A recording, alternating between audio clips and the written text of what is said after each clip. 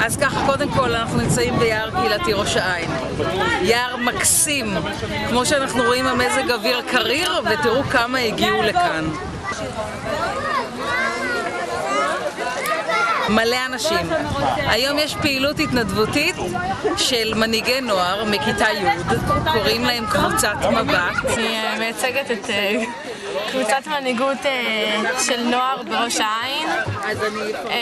בחודש פברואר צירפו אותנו להדרכות ביער ראש העין, ומטרתנו זה תרומה לקהילה, אז מימשנו את המטרה. היום אנחנו בעצם באירוע לכל הילדים של ראש העין שבאים ליער בימי שבת, ועושים להם פעילויות ומשחקים.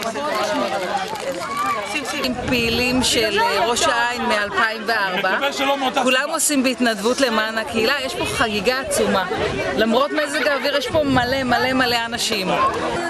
זה פנסיה של שעתיים, ואחרי שעתיים מה עושים?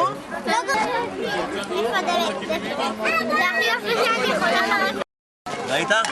יש לנו פה, אם תראו, כמה תחנות: שקי ריצה, פינות יצירה, באולינג, קליעה למטרה, מלחמת קריות. בקיצור, השמיים עם הגבול.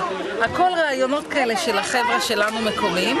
אנחנו מזמינים אתכם תמיד תמיד תמיד להיכנס לפורום נשים ראש העין, מחיצת היער ואני, לראות את לוח הפעילויות. מקישים בגוגל נשים בראש, מגיעים לפורום נשות ראש העין, היער ואני.